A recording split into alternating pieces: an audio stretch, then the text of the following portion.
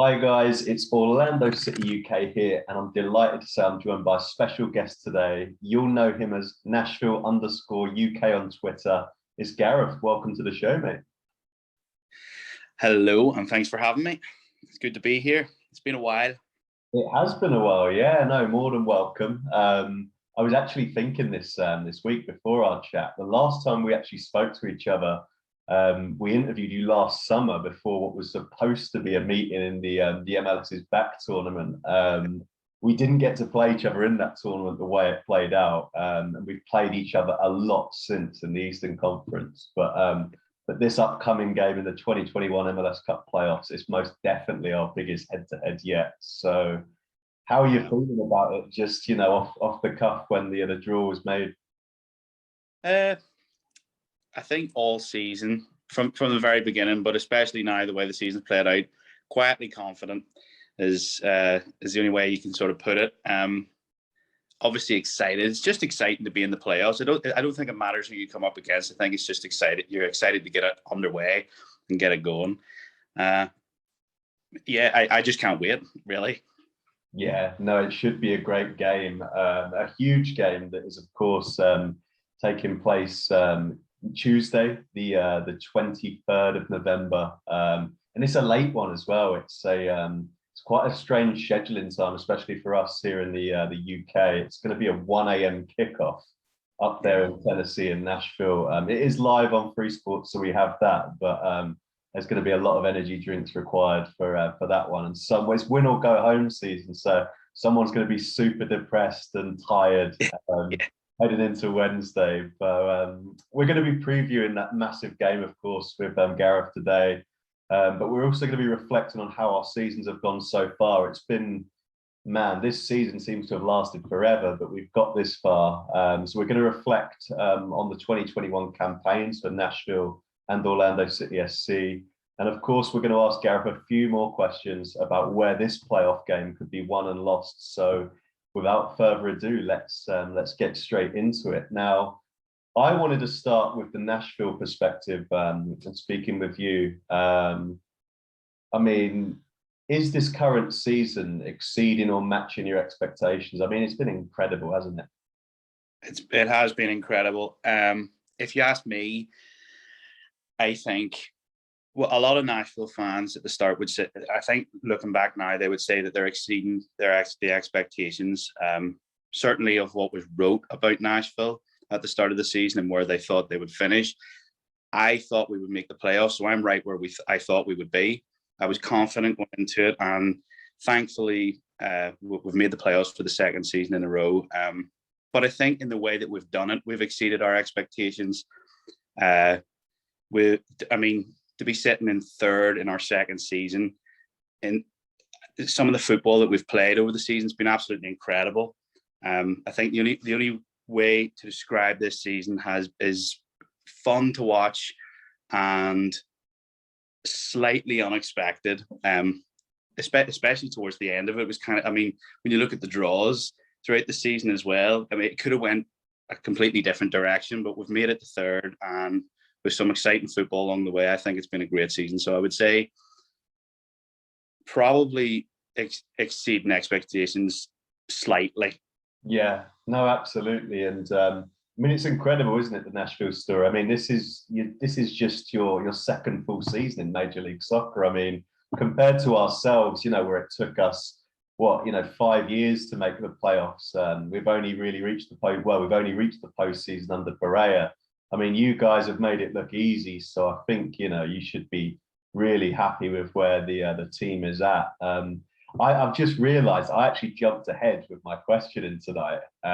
So the first question I really did want to ask you was, we obviously played each other right on the penultimate weekend of the season. And of course, there was that massive controversy. You knew I was going to bring this up today. Yeah. That massive controversy. I've got to ask, before we go on, I've got to ask you about this. October 31st, maybe we can laugh about it now, maybe not. I'm still annoyed by what played out. But just what did you make of Alan Chapman and the VAR official's decision to overturn Andres Pereira's goal? Pato hits the woodwork, it bounces down. You've got Alistair Johnston, your fullback, rushing in, and Daryl DK, our forward, rushing in. I mean, it went to VAR, but I was thinking there's no way on earth it would take a hell of a lot to overturn it. And they did. What did you make of that from the Nashville perspective? I'm super interested. I think watching it live as well, I was in complete shock that it was overturned. I really did not expect it to be. I thought that was it, game over. They've got the goal. It looked like a goal from where I was sitting. The replays that they showed on the night, it looked like a goal. The only video that I've seen that made me slightly question it actually came from the Orlando page, where you could see the contact, but Chapman have those images, so I don't see how he's overturned it, and that's coming from a Nashville. I just don't know if that was me, just as angry, I think, as well. It was pretty harsh, I have to say. Yeah, I mean, obviously we're some weeks down the line from, October 31st, Halloween, when that played out. It was certainly a trick and not a treat for us. But yeah, at the time, like you, it just seemed that it would take something incredible to overturn that. I mean, obviously all of our supporters, myself included, we hadn't nailed down playoffs by that point. That goal put us in. So we were so infuriated that evening and just so angry. And, to us, it looked a goal. Like even you're admitting it, it looked a goal. Yeah. Interestingly, this week, so, weeks way down the line, Pro released a statement on their website as good as saying they got it wrong and that they messed up. So fortunately, we're both previewing a playoff game now. But at that moment, after then, had we not won in Montreal, it could have been very, very different for us. So that's kind of the Orlando mentality going in. We're just kind of relieved to be there because we've been in the playoffs all season, but we're relieved to be there. Those last few weeks were kind of shaky for us. I mean, it was always our expectation to reach the playoffs this season, and we sat above that red line all season long. You could say some complacency crept in the second half of the season, too many draws. Couldn't believe it came down to decision day to seal our place. But I suppose from our perspective, you have to give a lot of credit to Oscar Freire and the roster for digging deep on decision day. And at the end of the day, it's playoffs for a second successive season. So after 5 painful years for us, we got there by hook or by crook. So just really, really looking forward to this one. Now, I want to know, out of 10, what would you give this Nashville season under Gary Smith again, out of 10 this season? I would give it a 10, but I think 18 draws is the reason why it can't be a 10. I mean, there are positives in the draws. They're not losses, but 18's a massive amount of draws. And I think that's something that they need to look into, especially going into next season. They can use it to their advantage, going into the playoffs, because again, like I said, they're not losses. There's only been 4 losses all season, which is incredible. If we can, personally, going into the playoffs, you look at that, you say 4 losses all season. Yes, we've got 18 draws, but if we can just push that little bit extra, we can go all the way. I really believe we can go all the way. I think they've got a great team. They've got a team that really believes, and especially at home. Playing at home is the advantage. We need it, and we've got it, and we're really happy. So we can be confident going on even with the draws. Yeah, I've got to admit, we preview every game here at Orlando City UK, and ourselves and Nashville, we were nearer the top of that Eastern Conference pretty much all season long. We fell a bit towards the end, but I just remember week in, week out throughout this year, looking at the Eastern Conference, and I kept looking at your column, and it was, still haven't lost that many games. And I just thought, it's incredible for a roster that, a lot of people from the outside overlook, and you've got Mukhtar, and Sapong has been around the league for a long time, but I think you guys have done incredible, really. So just remind our listeners, so out of 10, you were saying a 9 out of 10. I think so. I think I have to agree with you there. As for Orlando City SC, I'm going to give ours so far a 7 out of 10. Now, this time last year, I gave our season a 9 out of 10 headed into the playoffs, that Rodrigo Schlegel game against New York City. Then the Revs. I gave us a 9 back then. I'm giving us a 7 this time. Last season, we reached the MLS's back tournament final, just narrowly lost out to the Timbers, and we reached the postseason for the first time. So we were definitely good value for a 9 out of 10 last season. This season, it's a strange one.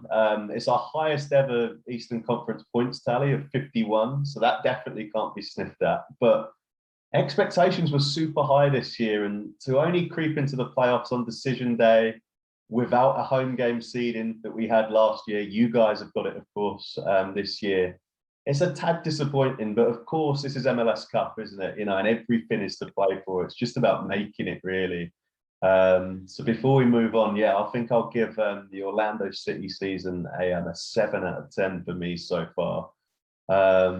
Moving on, so Gary Smith, your manager, your only manager in Major League Soccer so far. He is a previous MLS Cup winner, of course, with the Colorado Rapids. He actually, interestingly, managed Stevenage, which is my hometown team in Hertfordshire. The less said about that spell, the better. But he's an MLS Cup, veteran. He's won it before. How key do you feel that experience with the Rapids is, leading this Nashville side heading into the postseason this time? It's massive. I think when you've done it before, you know what it takes to go all the way. I think some of that experience has shown in the season so far, and last season with what he's done with the squad that he has. Even the mention of his name puts a massive smile on my face. I think he's done an incredible job at Nashville, and I hope he stays for a long time. I really love him. I think the fans appreciate him and what he's done. He seems to have got this really feel-good factor around Nashville. All the players really believe in what he wants from the team. They all believe in his goal. The fans are right behind the team, right behind him.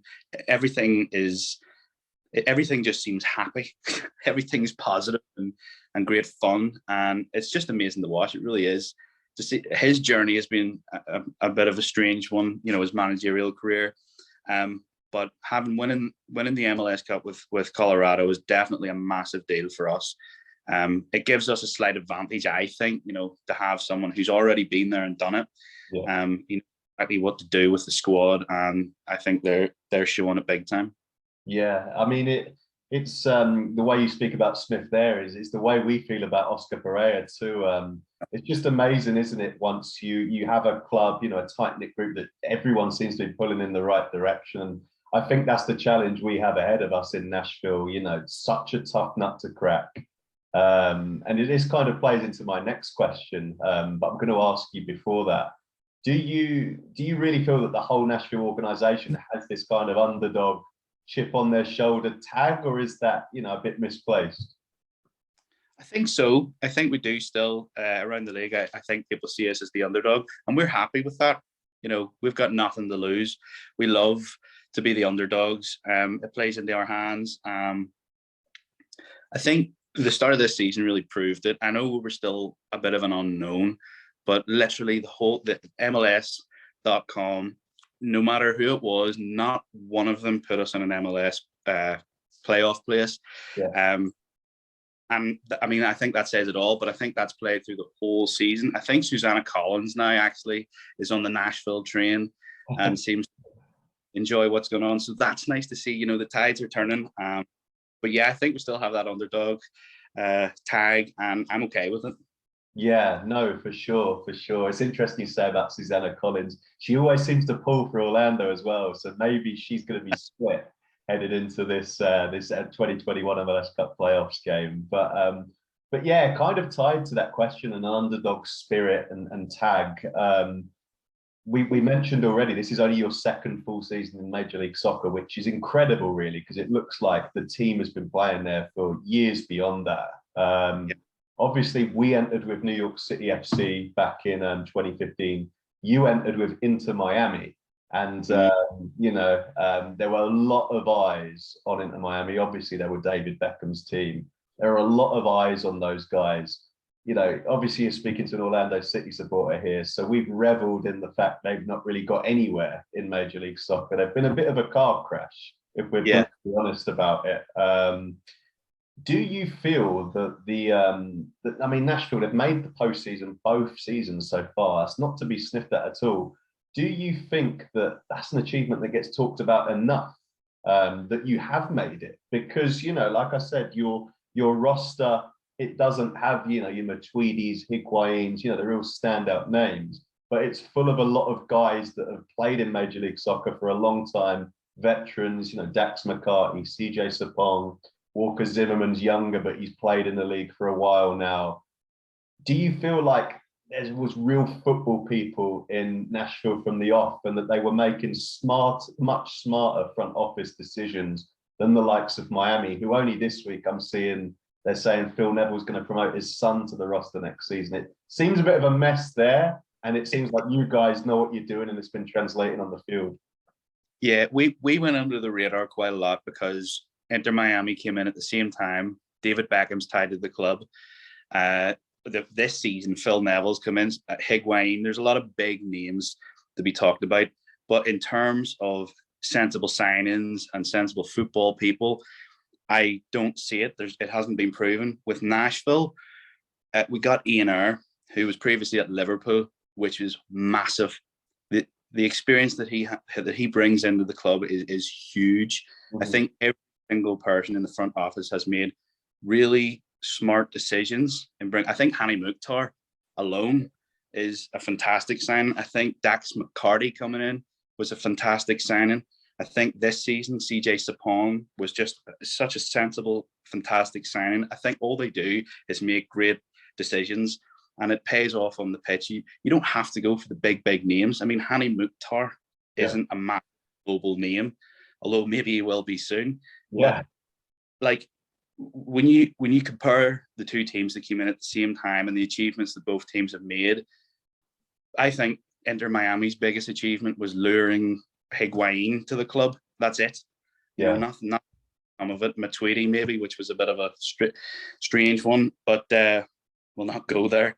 I think they've made sensible decisions, and they're only going to make more sensible decisions going forward. And I can see this team really improving for next season. And if we don't win it this season, I mean, it's a progression from last season. So maybe we'll go all the way next season. I don't know, but hopefully this is the year. Yeah, but I think you're absolutely right. And like I said, 2 seasons in, you've still kind of got that underdog tag, but, made playoffs both season. Gary Smith, looks like he loves being there in Tennessee. Looks like he'll be there for the foreseeable. So maybe that underdog tag is something that you guys will lose, and you will be a shoo-in to make the postseason. Interesting. Now, moving on. Now, I think I know the answer to this, but I'm going to ask you anyway. Who is your Nashville SC MVP for 2021? And why? Has to be Mukhtar. He's seen it coming. I think everyone's seen that one coming. I think he should be voted MVP this season in the MLS. Yeah. What is it? 16 goals now. 12 assists. Incredible. It's amazing. No one's seen it coming. He was slightly inconsistent last season, but you could see, there was promising signs. This season's just been incredible. Yeah. It's just been an incredible season. I think the goals and assists speak for themselves, but I think the way that he plays off the ball as well, people don't talk about enough. I think he drags players out of position. People are afraid of what he's going to do next. His movement, the way he cuts inside, he's just absolutely incredible. Yeah. Now, I remember when you guys signed him, and he was one of your first. What was he the first? I think he was the first designated player signing, right? Yeah. Yeah, I think you're right. I remember in the first season, he took a little while to catch fire, but I mean, this season he's taken it to new heights. I mean, he's up there, if not clear of Carlos Hill, dare I say it. He has been sensational this season. I mean, was he robbed to not make the All-Star game, or was he injured because he wasn't in the squad? I would have loved to have seen him there. I don't think he was injured. I think he was robbed. Yeah. I don't understand it. Yeah. I think he's an absolute shame for that. I think he was robbed of it, and maybe it's because he plays for Nashville. We have that underdog. I don't know, but he didn't make it for some reason. but it kept them safe for us. Yeah, no, absolutely. I mean, we've seen that a lot, haven't we, this season? And I hope I don't see it in this playoffs game. But I mean, he sensational for you guys. For me, the Orlando City MVP this year. For me, it's between two players. Pedro Galese, the goalkeeper, who again has been in sensational form for Peru in the recent World Cup qualifiers. It's between him and Antonio Carlos, our brute of a centre half. For me, I'm going to give it to Antonio Carlos. He's definitely been one of Orlando City's best ever pickups. Sorry. He provides physicality, assurance, and quality on the ball out of defense. We've got a lot of warriors. We've got a lot of artists on our team. Carlos is certainly one of the biggest warriors for me. Nani, obviously our captain, he started the season on fire, couldn't stop scoring. Daryl DK is ending this season in style after, he was at Barnsley, obviously, back in the spring. But someone who's been consistent throughout, who's played the majority of the games for me is Antonio Carlos. You'll know him. He did score at Nissan Stadium earlier in the season. For me, he's my Orlando City MVP of the season. Someone that, might not always get the plaudits like DK or Nani, the guys going forward. But for me, him and Janssen at the back really give us a chance in any game. They're two of the best defenders in the league. So that's who you're saying, Mukhtar, I'm saying, and Carlos, and those two could definitely be, mixing it up against each other in the game. So I'm going to dedicate this next segment to Tuesday's massive game.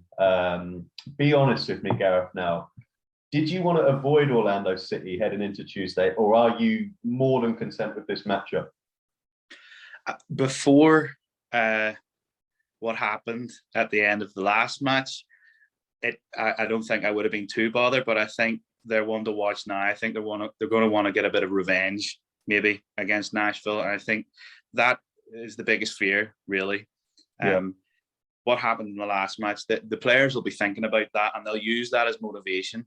I'm sure every single one of them will want to show Nashville that they can get the win. I don't think they've won. They've beat us. We haven't been beaten at home this season, so it's going to be hard anyway. But yes, I would have wanted to avoid them after that match 100%, because they've got the motivation now. It's something it's interesting because it's something we wrote about in our preview, and obviously Nashville didn't go to the VAR and make the decision themselves. That was pro, but you're absolutely right.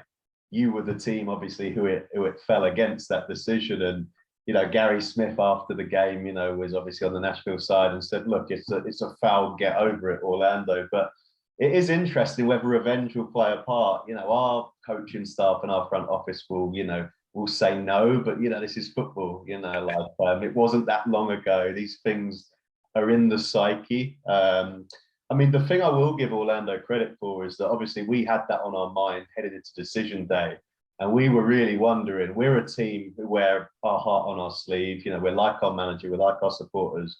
We've seen in our MLS tenure so far that pressure situations can really get the better of us. And we can lose it. We lost it against Revs in the playoffs last season, and it cost us.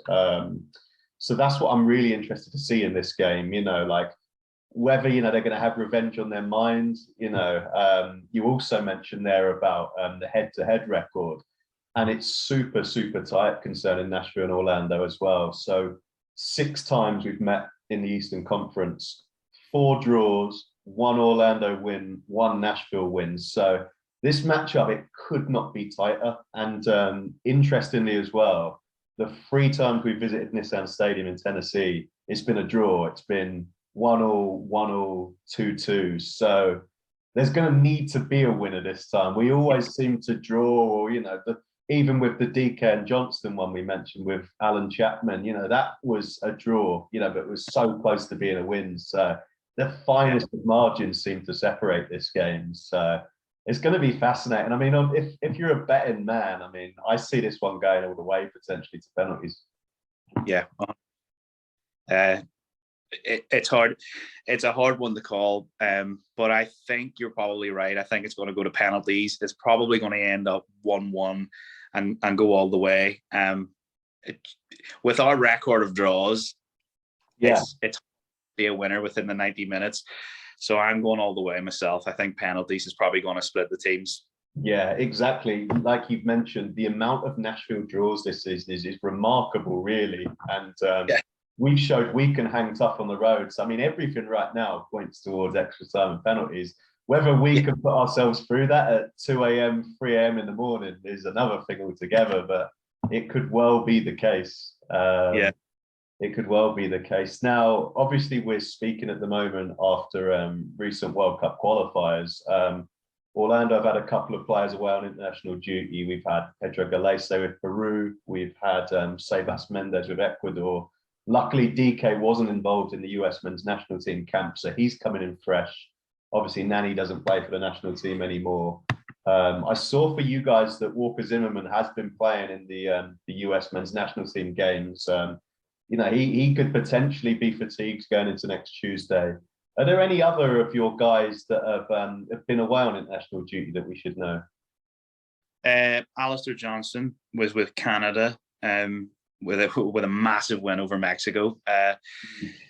Godoy, Leal. We've had a few players who have been out on international duty, but I'm not overly concerned about it. I think Walker Zimmerman's coming off 2 great matches where I think more than anything, he'll be pumped and ready for another really big, meaningful match.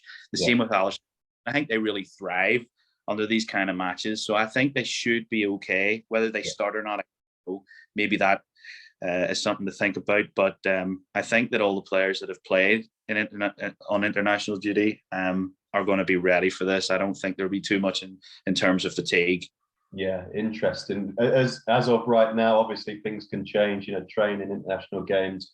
I don't believe there's any major Orlando City injury doubts. And Zimmerman, as you just mentioned, I mean, he's a centre back, but he's definitely one of your biggest goal scoring threats as well, off set pieces, corners, isn't he? Yeah, he's been brilliant. He scored the first goal for Nashville in the MLS at Nissan Stadium. And he sort of continued. I think Mukhtar taking the free kick, throwing it into the box, big Zimmerman up with the head. It's sort of it's a staple now. It's what we do. It's incredible to watch, and I don't know how anyone still hasn't figured out a way to sort of stop that. Yeah. Such an important player going forward and at the back. And if he comes into this match in the form that he was in with the US men's national team, then good luck, because he's a fantastic player. Yeah, speaking of Mukhtar on set pieces, I mean, he is so dangerous, isn't he? I mean, just thinking back to decision day, the angle in which he beat the Red Bulls goalie with that equaliser, I mean, it was the finest of margins, and he still made it. Orlando are going to have to be so careful giving away free kicks on the edge of our 18-yard box for sure. Now, we've spoke a lot about the Nashville danger men. Are there any Orlando City players that immediately stand out to you that you're concerned about facing in this one? As a Nashville fan, DK, because he enjoys a game against Nashville. I think Galese as well, because he's an incredible keeper. Yeah. They're the 2 names that immediately popped in my head. I think I maybe say DK because he seems to play well against Nashville, and I think playoffs he'll be ready to go. So they're the danger man for me. Yeah, and with DK as well, it's interesting. Going back to we played at Nissan Stadium a couple of times this season, but the time DK's tucked his penalty away, Nani had missed a penalty against Revs Matt Turner the game before, and Nani's got a bit of a terrible record on penalties for Orlando City, despite all of his experience, despite all of his quality. I mean, DK has stuck 3-3 away since he's taken those duties over from Nani, which is a pretty handsome record. So if there is to be a penalty in this one and DK's on the field, he will likely be taking it again. And he's been a revelation for us. I mean, it's crazy to think he's as young as he is still. I mean, he's a brute of a guy. He's had a whirlwind 18 months. And I think a lot of Orlando City supporters, we have Nani, of course, with all his experience, but I think DK's the guy who's, he's red hot form right now, 7 goals in his last 9. And he's coming into this playoffs, exactly in the kind of form we want him to. So hopefully he can bag another one. Now, final few questions now. I can't believe half an hour has flown already. So excited for this one. But yes, we haven't spoken about this yet. Now, I mean, if Orlando are to get past round one in this 2021 MLS Cup Playoffs, they'll have to do something that no visitor has managed to do in all of 2021. And that is win in Nashville, quite as simply as that. Nashville have, of course, gone unbeaten in 17 home fixtures. A lot of draws, like Gareth mentioned, but unbeaten in 17 home fixtures. They haven't tasted defeat in Tennessee. Now, like you, Orlando spent our early years in MLS in an American football stadium, the Citrus Bowl, Camping World Stadium in Orlando. You guys at Nissan Stadium, home of the Tennessee Titans, of course. Now, what is it like? Is it Gary Smith? Is it the roster? What is it about Nashville that makes you guys feel unbeatable? Well, you are unbeatable so far. A big part of it, I think, does have to do with Gary Smith.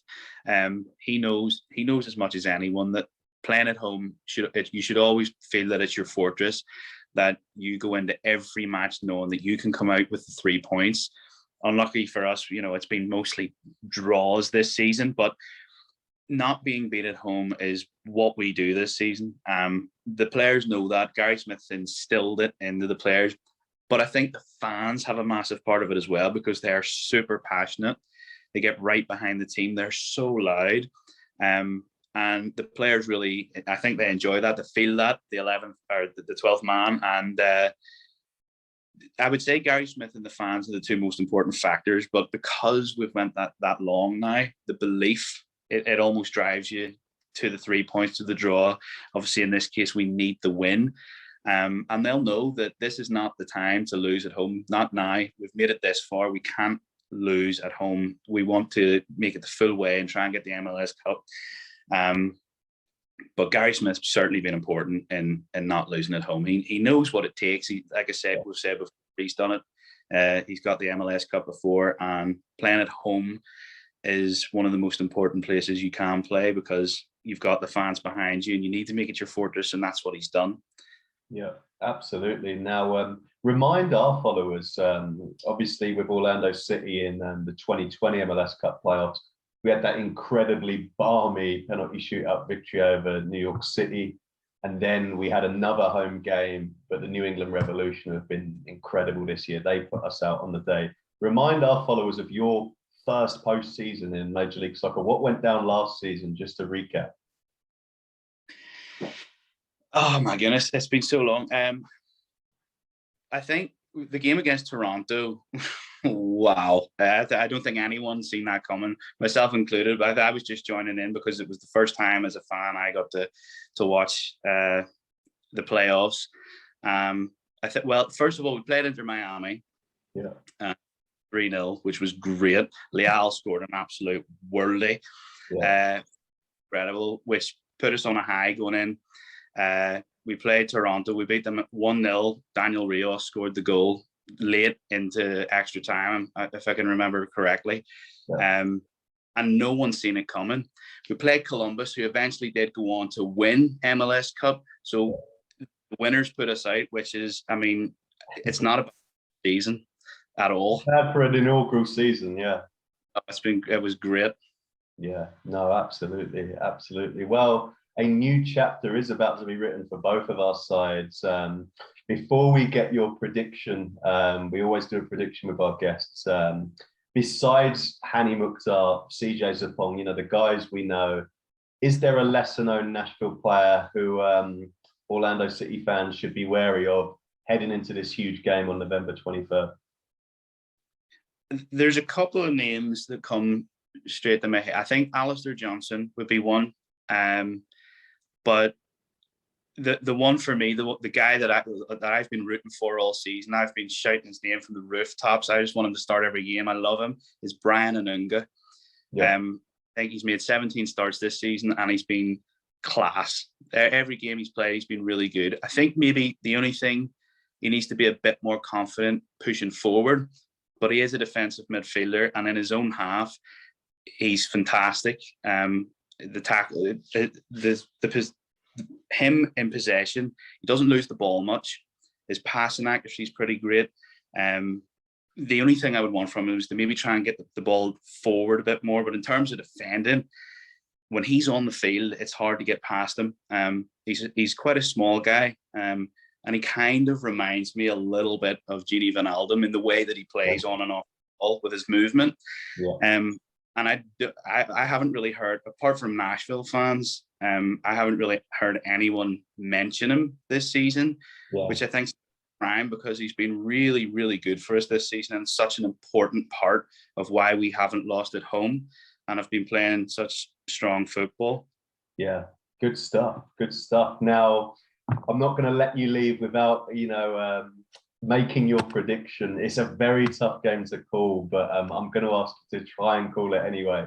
What is your score prediction, Gareth, for Nashville SC versus Orlando City in the 2021 MLS Cup Playoffs round 1?